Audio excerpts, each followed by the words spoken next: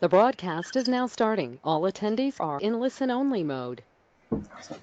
Good afternoon, everyone. It's 12 o'clock. We'll give it about another minute here to allow some folks to go ahead and get signed in before we start today's webinar. So thank you for your attendance.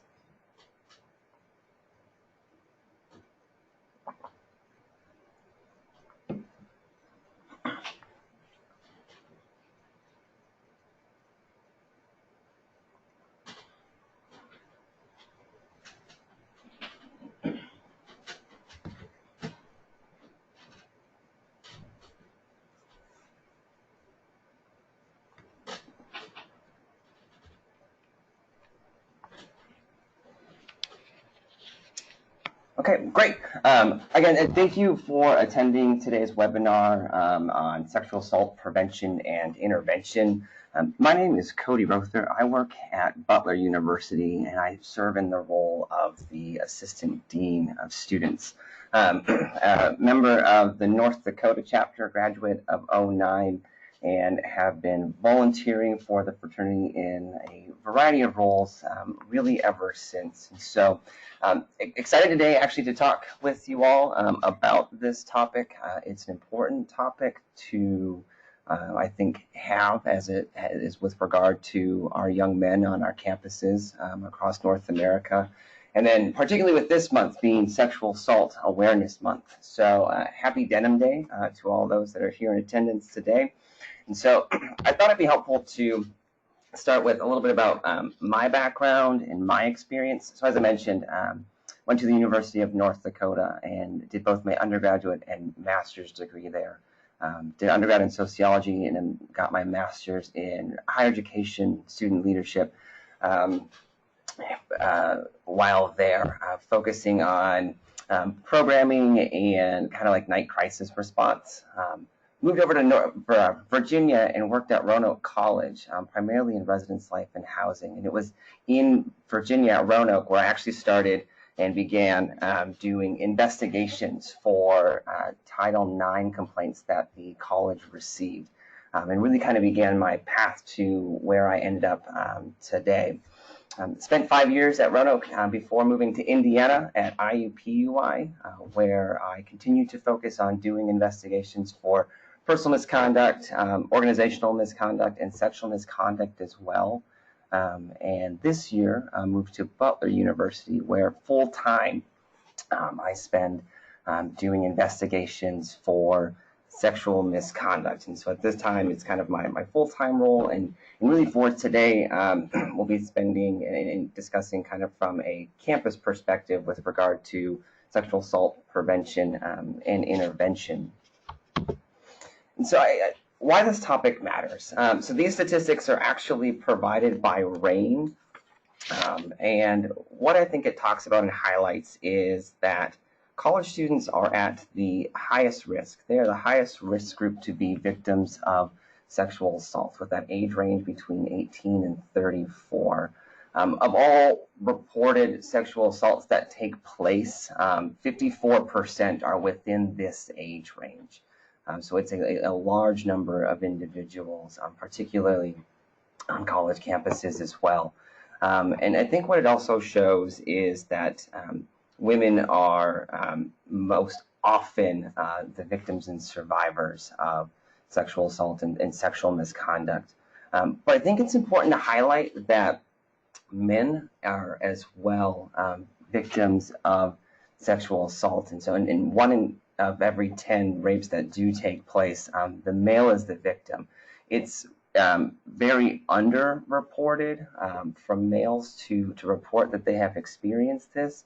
And college men in particular are 5 times more likely to experience sexual violence than their non-students. And so when I think presenting and talking about why this topic matters, I mean, I think these statistics really talk about a lot of the reasons why we need to continue to have this conversation, particularly the bottom one, where over the past 20 years, rates of sexual assault have fallen by over 60%. And I think that from years of having these conversations like today, having conversations on campus, and with our students have really helped shape and lead that decrease of the 60% over the 20 years. And this is huge. This is really big, and continuing to lower that number to hopefully one day make that number zero.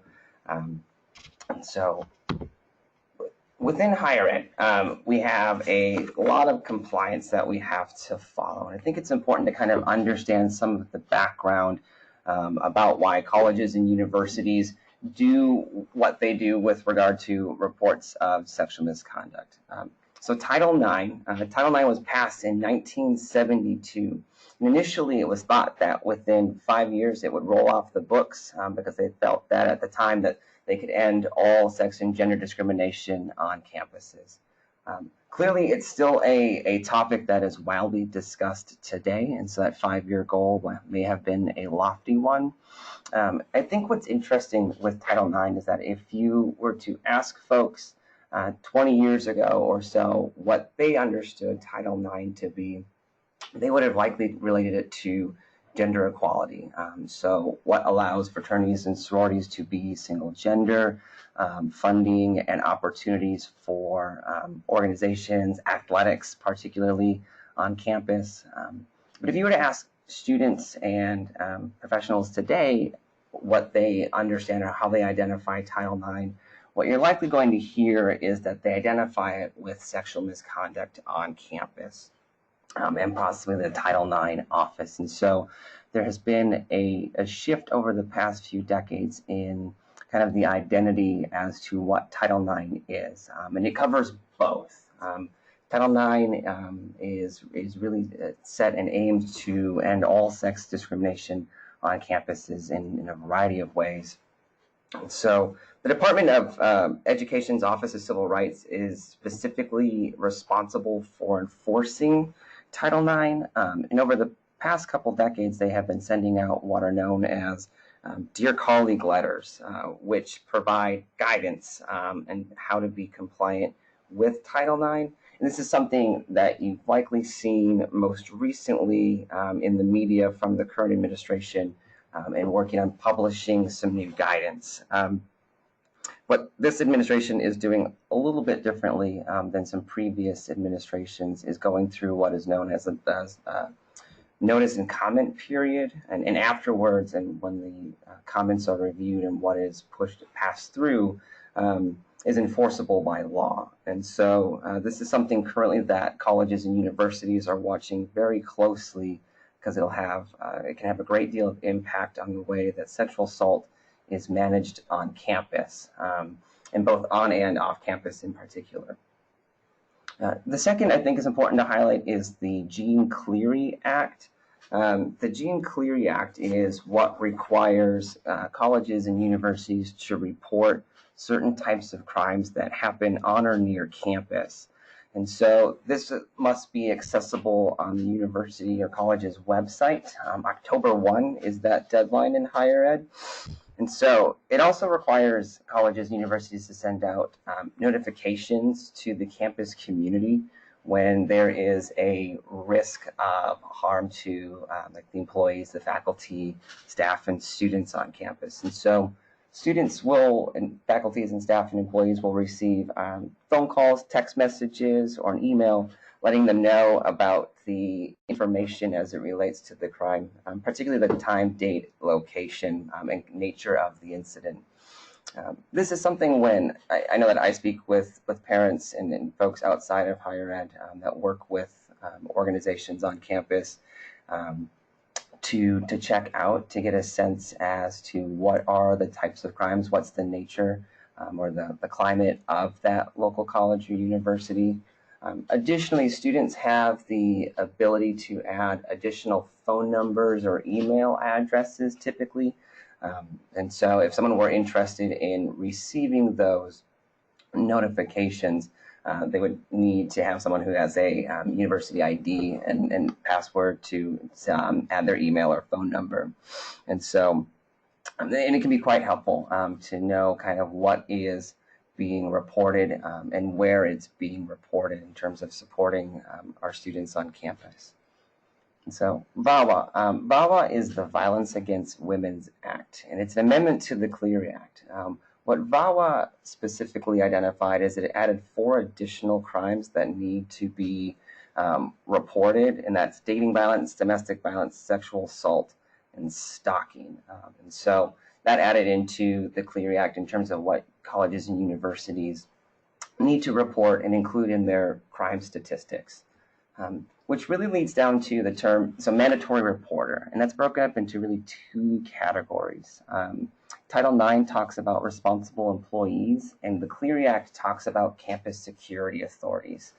For volunteers, alumni, and other folks who are not affiliated with the university, so they're not employees, they are not considered mandatory reporters by like the Clery Act. And so, however, for those that are affiliated, so they're an employee of the university, what I would certainly encourage is, if you do work for the college or university, is to determine if your role is considered either a responsible employee or a campus security authority, or both. You can speak to your Title IX officer or the police department on campus. They'd be able to let you know.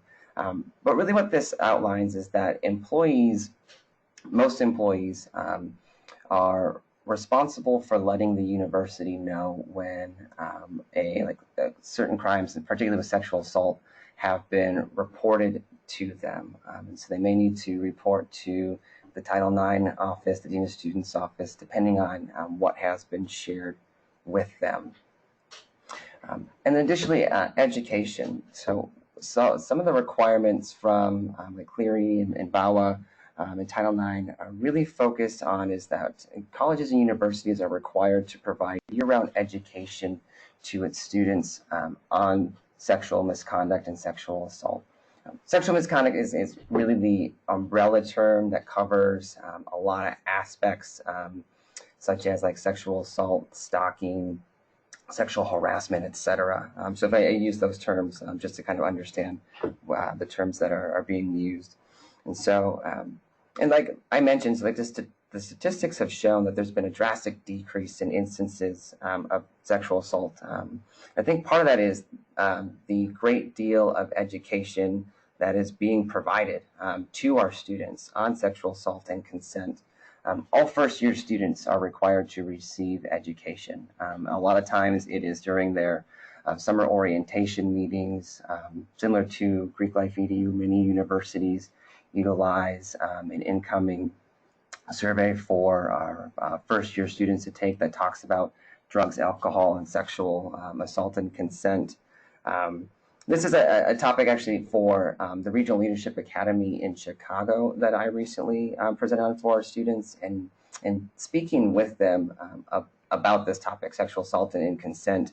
I'm continuously, I think, blown away by how knowledgeable on the topic that this generation is, and how much they know and understand compared to when I think back to like when I was an undergraduate and my friends were undergraduates, and it just wasn't a topic that was discussed nearly as much or as often. So consent. With consent, the specifics may differ between campuses. However, over the past few years or so, or half decade, many campuses have been moving from verbal consent policies. A lot of people may have an understanding that yes means yes, and someone needs verbal consent or audible consent to be able to continue with any sexual activity. But a lot of campuses have been moving to affirmative consent policies. And really the biggest difference between these two is kind of a subtle difference. However, with affirmative consent, what it recognizes is that not all consent is received verbally, that there are some nonverbal actions that demonstrate that consent is present. So I've spoken with a lot of college students about sex and nonverbal communication, whether it's in the meetings that I have from the investigations or other presentations, and just listening to them talk about how, like, what it's like to engage in sexual activity and the like. Nonverbal communication for them is something that I found that they either totally understand and are able to identify what it is and what it means, or it's something that they have an incredibly difficult time describing. There's not really often a lot of middle ground between the two. And so I've often heard like students describe that there wasn't any talking, it was straight physical, and they start to describe what their understanding is from the nonverbal components, that consent is present. And so I often think about this as kind of like a stoplight, that when the light's green, most people know that they're able to go and continue on with their drive. When the light's red, most people understand that you need to stop. There are some folks who they'll still run that red light, but it's when the light is yellow, and that's often when Title IX is involved, is when the light is yellow. And some folks will slow down and kind of like check the surrounding, and some folks will continue and speed right through.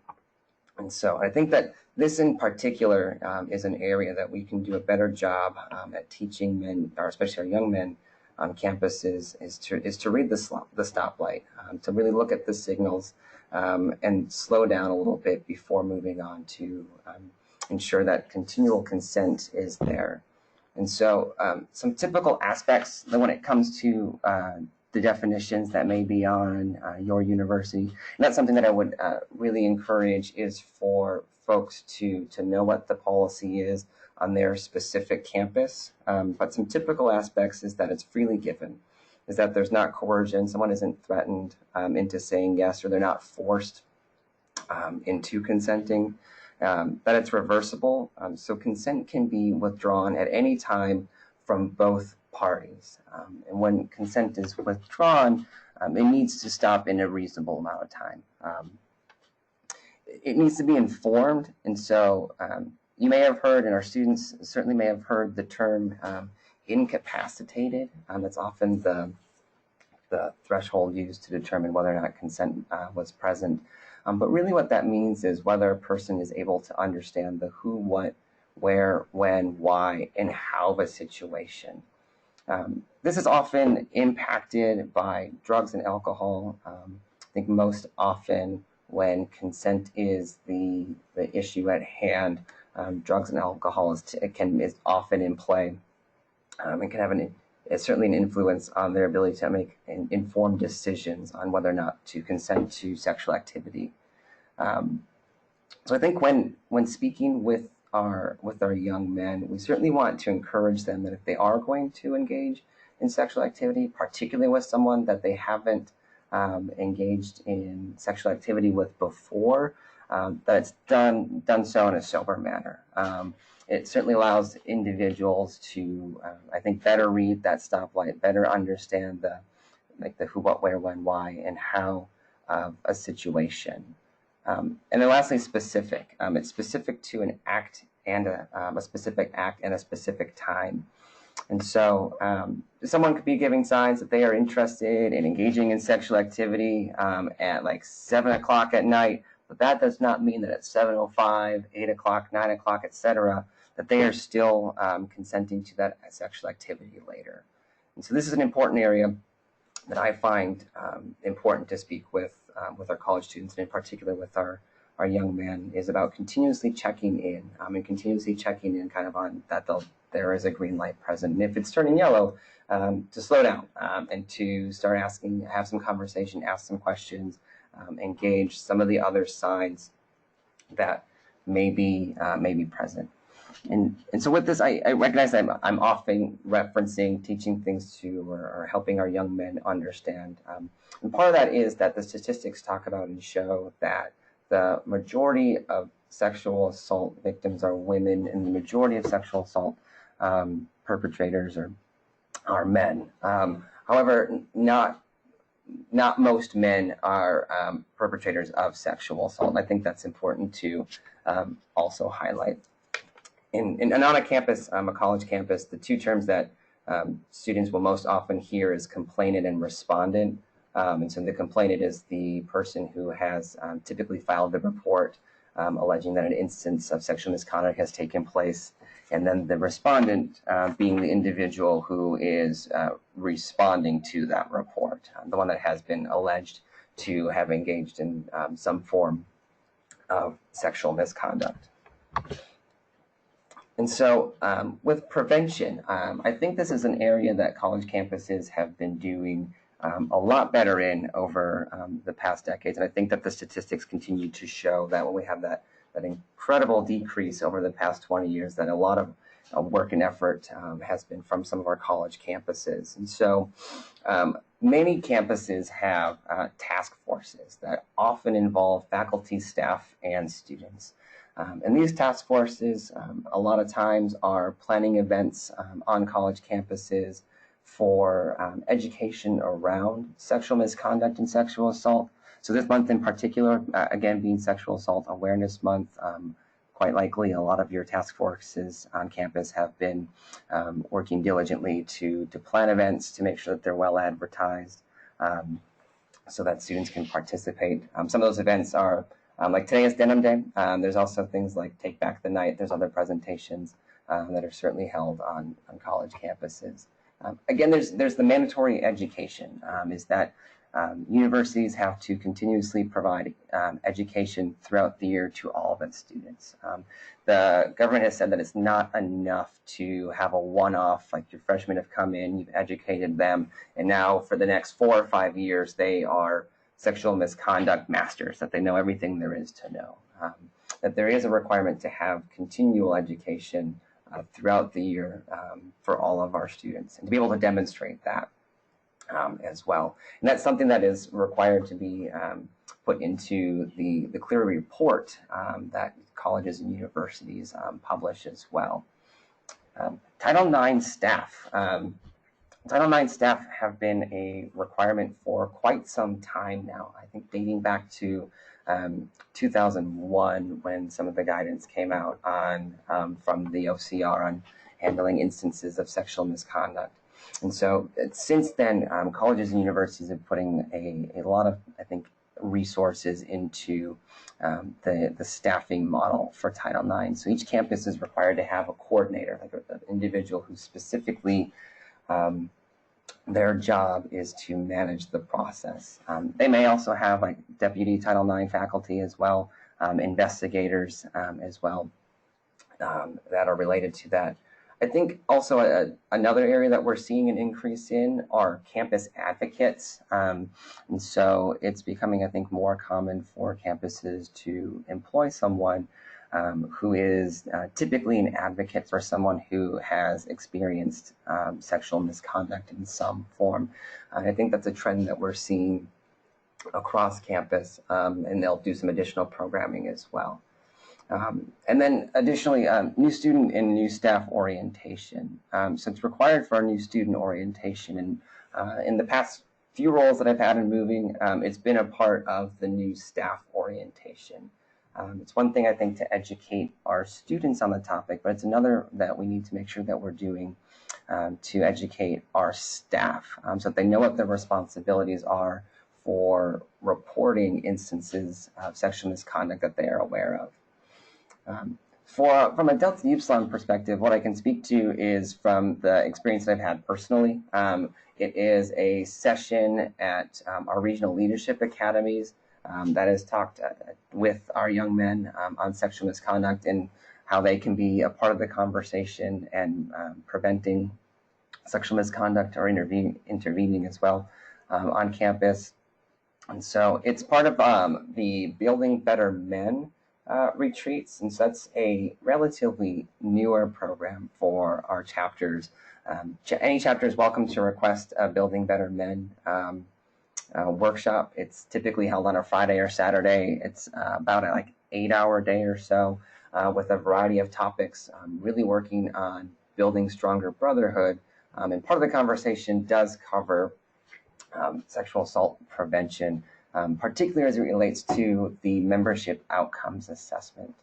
And so we're in year 4, I believe, of our membership outcomes assessment. And so if you're unaware of this assessment, our undergraduate men are sent a survey to complete, and it's an assessment survey. And DU receives quite a bit back, in fact, incredibly high survey result. And so, but with that, they talk about in the assessment, there are 4 categories that are directly related to sexual assault that are being assessed. And that's victim blaming, which is an individual's propensity for blaming the victim of a sexual assault situation. Solidarity, which is an individual's propensity to simply blindly support an accused brother. Minimization, which is someone's propensity to minimize the impact of sexual assault, both on the person on campus, etc. And then survivor support, which is someone's propensity for supporting a survivor of sexual assault.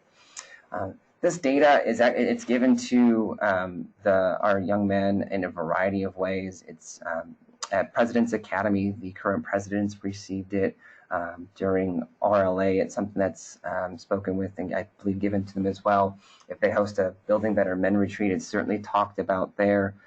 Noah Borden is the individual that if you're interested in learning more about your chapter's particular data, is he be able to provide you with more information on that?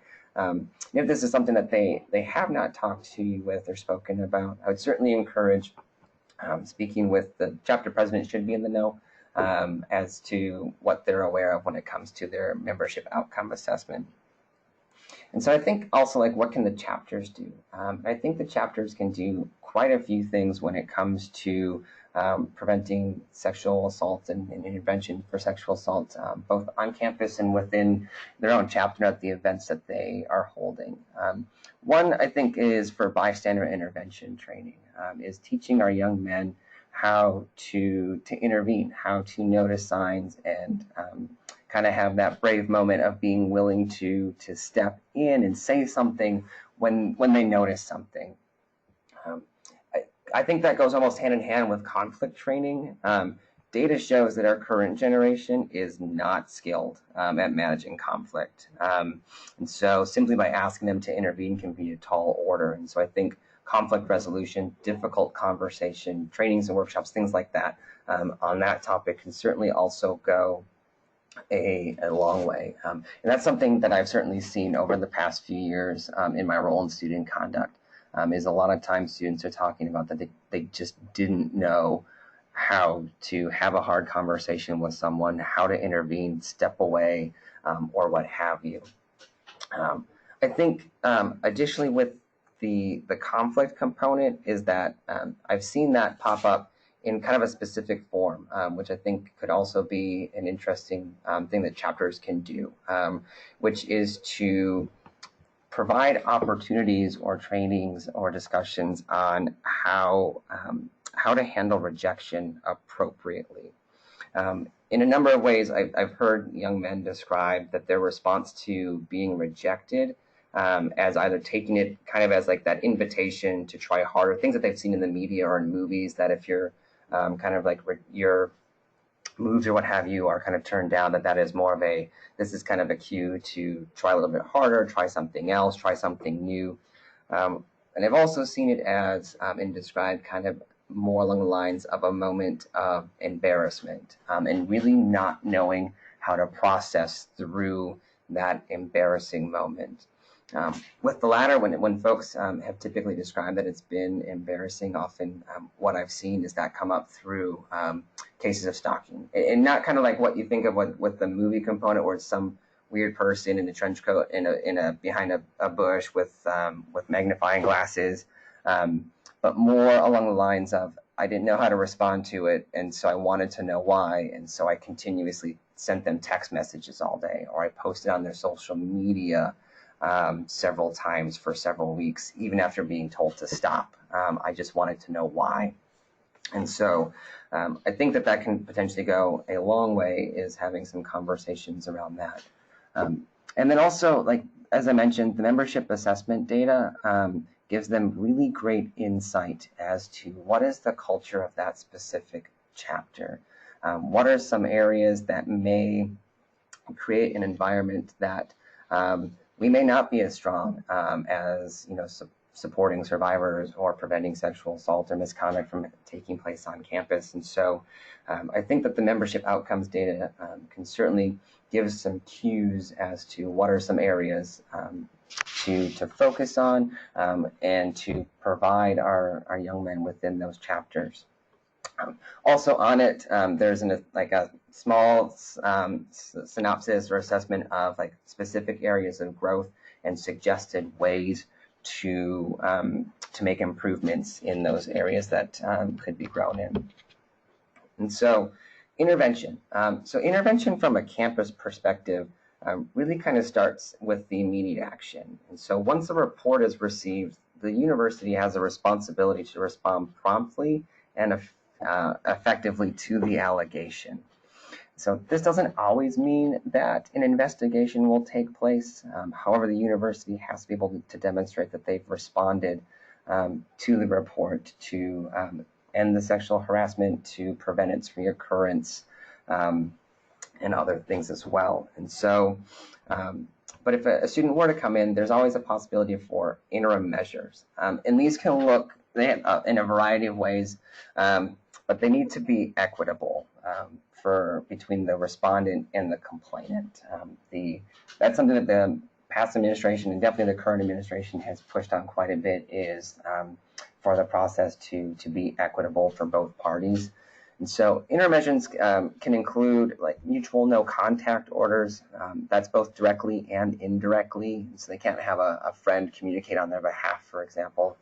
Can include, depending on the campus and the size of the campus, it can include change in class schedule, change in residence location or dining location, bus schedules. It can include like temporary suspensions or interim suspensions from campus or from extracurricular activities. And the list goes on in terms of what those interim measures can be as well. This is something also that if the chapter has a concern about one of their own men being alleged to have committed sexual misconduct, and they're not necessarily certain what to do, they can certainly communicate with Carl Grindle at IHQ, and they may be able to assist with some internal interim measures, such as like an emergency temporary suspension until like the conclusion of an investigation has been determined. And really that's just to help, I think, minimize the impact on all individuals is really what interim measures are really guided for, and their intent is. So the investigation used to have a 60-day timeline. So if you've heard that before, that was until just the past couple of years, I believe 17 is when the current administration had removed that guideline. Is that before that, once a report has been made, the 60-day time clock would start, and they would have to have an investigation completed within those 60 days. And really the intent behind that was that historically, before then, some investigations would take upwards of a full semester or a full year to complete, which can be quite challenging and difficult for all the parties involved. However, at the moment, without being a 60-day timeline, institutions still do have to, however, conduct a prompt investigation, and they have to be able to demonstrate that it was fair, that they had an impartial investigator, and it was done so in a timely manner. That impartial investigator, I think, is important, is that the person who is conducting that investigation really, like, their role is not to choose sides. It's to take a look at all the information that's been provided from the meetings with the complainant respondent, any witnesses that have been identified, and any documentation that has been submitted. With resources, as I mentioned, that the process needs to be equitable. That means that both parties have to have access to university and college resources. So this can include like counseling and psychological services, health services, depending on your campus, if there are pastoral services as well. I know that, for example, at Roanoke, we had, that was available for students at Roanoke College. Some campuses have legal services that are available. However, if they are provided for one, they need to reasonably be provided for the other. So an institution wouldn't be able to provide counseling for simply the complainant. It would need to be available for both students, and they're certainly encouraged to take advantage of that. With the notice of outcome, from a Clery perspective, is that individuals who have filed the complaint have gone through the process of an investigation, is that they are allowed to receive the final determination in any sanctions that are assigned. And so whether or not the student is found, the respondent's found responsible or not responsible, and if found responsible, what sanctions are assigned as well. And then there's also an appeal process with that. And currently both students are typically able to appeal. Certainly with the guidance that is being decided on, that may change. There's a possibility of that. And so that's something that if you haven't been following, certainly something I would encourage to follow over the probably upcoming year or so when that kind of gets rolled out in terms of what that will look like. And so the location, this is one that I think causes either confusion or some uncertainty about. And so the incidents can take place both on campus and off campus. In fact, the statistics from RAIN, if I recall correctly, report that about 40 or 41% of instances of sexual assault take place off campus and reported to the university. And so college campuses have jurisdiction, clearly on campus, but they also have jurisdiction off campus as well. And part of that is, for who Title IX applies to, and that's for students, faculty, and staff. And really, I think what's important to know is that for jurisdiction, what's important is that it's about the individuals involved and if there are continuous adverse effects on campus when determining whether or not a college or university will have jurisdiction of a reported assault that takes place off campus. Again, this is something that is in the discussion from the current administration and the proposed regulations. It did, in the proposed regulations, discuss that off-campus fraternity and sorority houses, though, would still be within the jurisdiction of colleges and universities. So I think that's important, to know as this continues to evolve and before it kind of settles in the upcoming time. And so the next question I think that's often asked is, so what do we do? What do we do? And chapter members a lot of times ask this question, and advisors ask this question, is what do we do if either a member or a friend of one of our members is reporting to be a victim of sexual assault? And so the research has shown, it's been pretty clear, that the first person a survivor speaks to can have the greatest impact on their future decisions regarding this incident.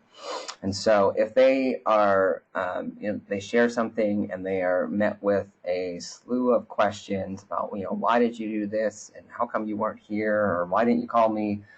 It's really going to impact their future decisions as to whether or not they'll report the incident.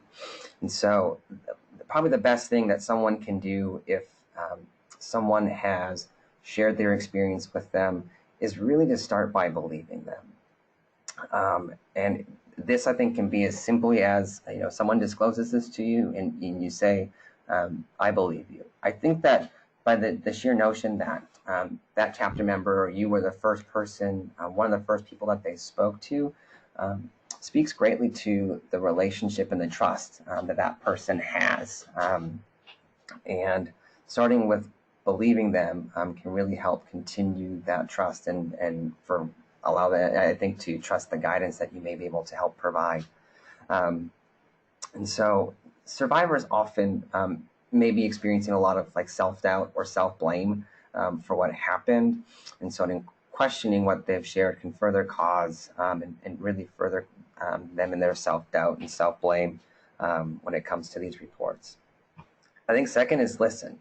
I talk about active listening, but I think an easy way to describe it is listen to learn and not to respond.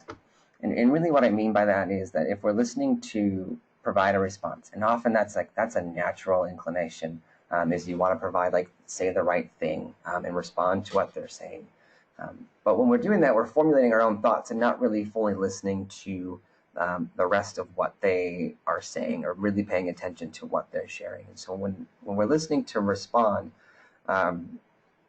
or at least to listen to learn, we'll get a sense and better understand what it is that they're sharing with us, which I think sometimes can lead into being patient and providing space.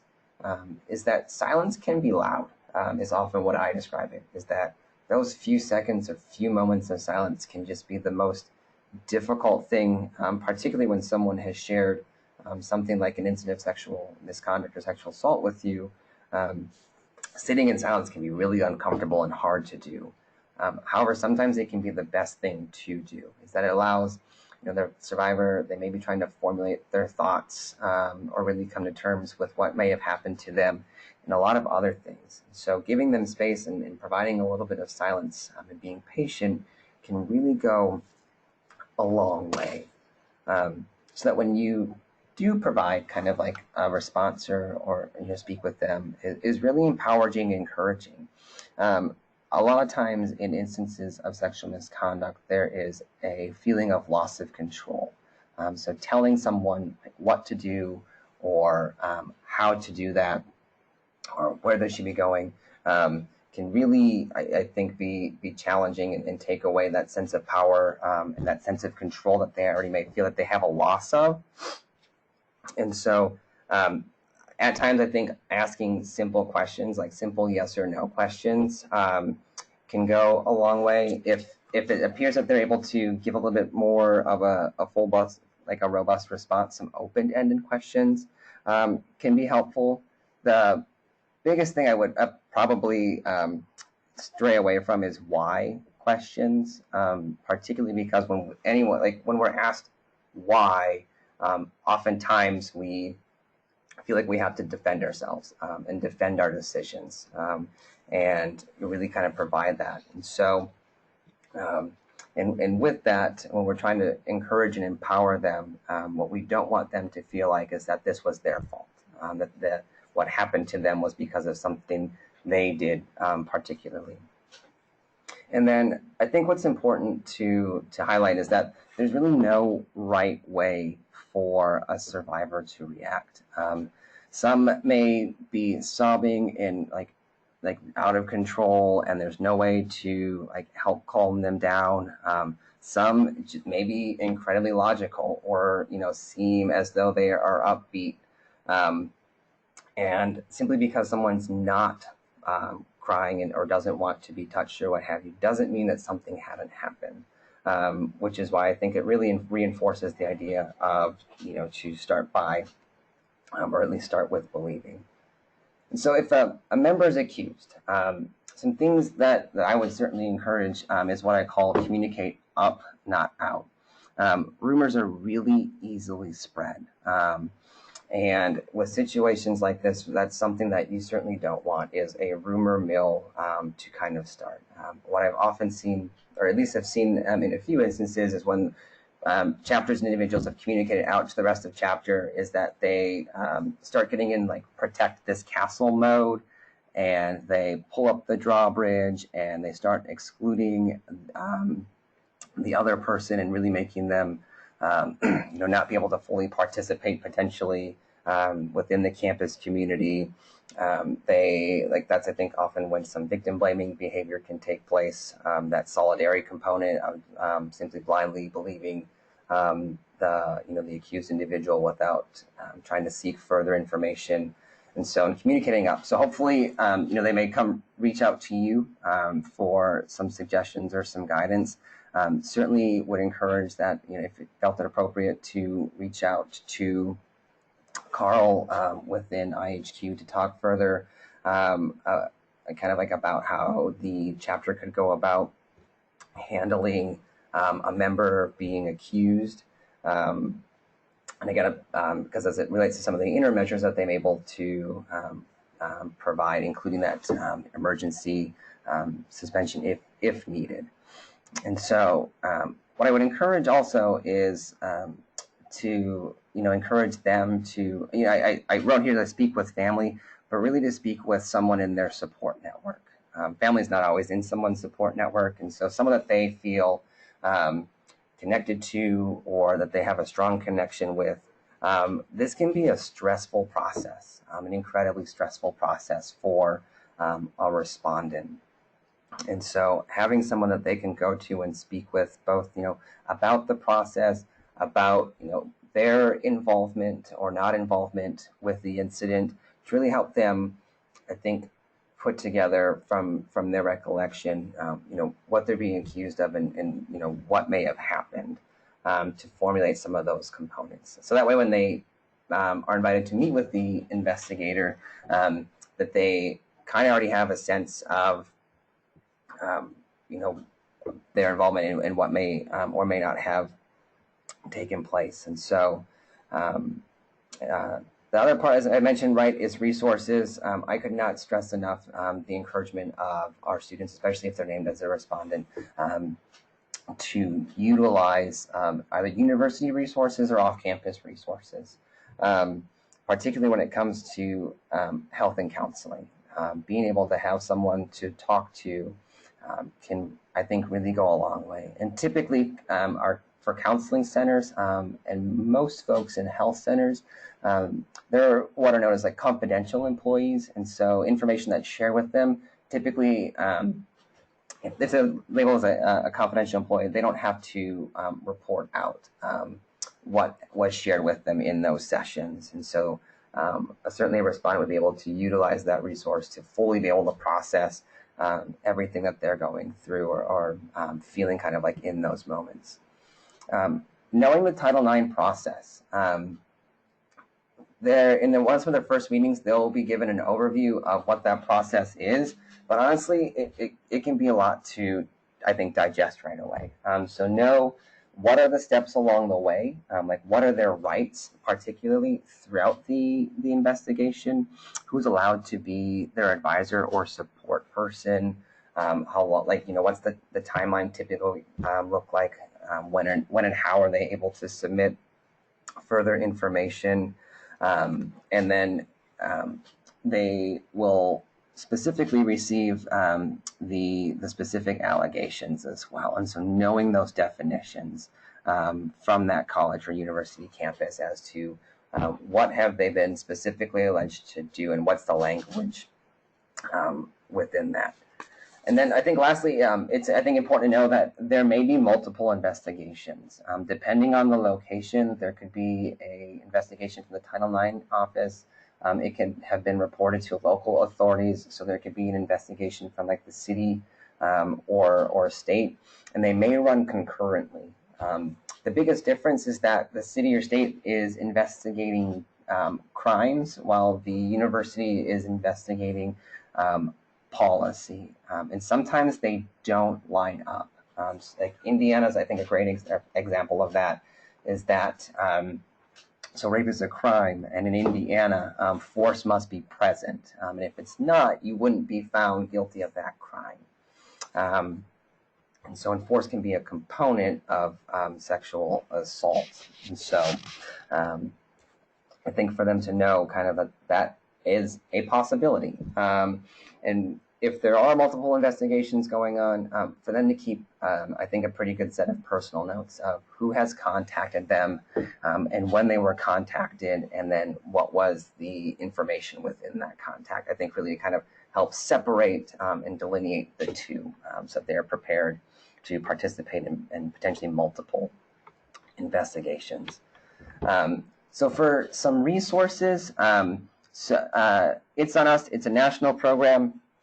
And in fact, today they actually just announced that they are launching their first campus student leadership experience for preventing sexual assault on campuses. It's going to be this beginning of August in Ohio. And so it's a national campaign. It's free to join.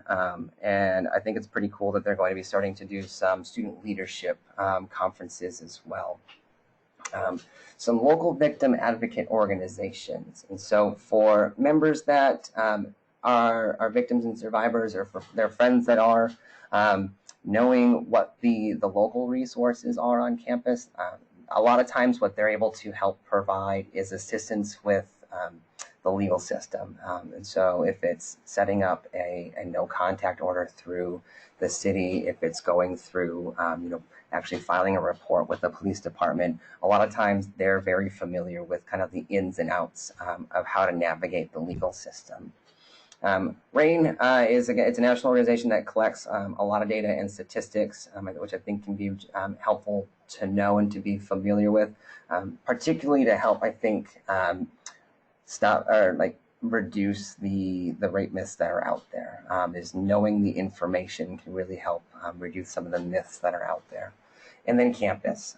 There are a lot of resources that are available on campus for our students, and could not, I think, encourage more to be able to utilize those if they are participating in a process. And so it's kind of what I have for you all today. I see a couple questions that have been posted here. Certainly feel free to continue to send in those questions if you have those. And so the first being about what about a loss prevention officer? I think that may be with regards to either the university, potentially the chapter, or within the fraternity. So I can answer from, I think, all three perspectives. And so some universities certainly have a loss prevention officer, and kind of looking at when the timing of that question came in, maybe about like the and Jeff, correct me if I'm off on this, with regard to like needing to report. And so if it is about having to report within the chapter, so kind of like utilizing the loss prevention officer in the chapter. Am I kind of understanding that question? Okay. Yeah, and so I think within the individual chapter, certainly, your LP or your loss prevention officer may be the individual that is most aware of kind of the policies with regard to like the specific chapter, or often has like a stronger communication with within the national fraternity as well. And so I think like in terms of, if it's about like speaking with them, I think it can be difficult when it comes to communicating up and not out. And so I think it would really depend on who that person is and like the trust that is like held with that person. They may be the person who is kind of like ushering the process for temporary interim suspensions. And so I think probably what I would recommend is starting with IHQ and kind of taking their guidance on who to include in on that conversation with when it goes down into the chapter. And so also, Jeff, so SAM's SAAM is Sexual Assault Awareness Month. That's every April. And so that is a national month for sexual assault awareness. And many campuses do quite a bit of programming specifically during that month. And then there was a question about RAIN as to what that stands for. So RAIN is it's the nation's largest anti-sexual violence organization. It stands for Rape, Abuse, and Incest National Network. And so they have particularly with their web pages, they provide a lot of the statistics nationally, and you can click through and look through onto what are the statistics with college campuses. They also have some guidance on programming or other data-driven presentations that have been put together and used across kind of the country in different settings. And so RAIN, I think, it's a great, I think, resource to learn more about kind of the national state of what sexual misconduct and particularly sexual assault looks like on a national level. So if there are other questions, I'm certainly happy to work to answer those the best I can. If not, again, I thank you all very much for spending the past about 55 minutes or so here, learning more about some of the prevention and intervention methods that are being used both within the fraternity and on college campuses. And at this time, not seeing any questions. So again, thank you for participating and being here today. If you have further questions or would like to talk further from the fraternity perspective, Carl may be a great resource to be able to speak with,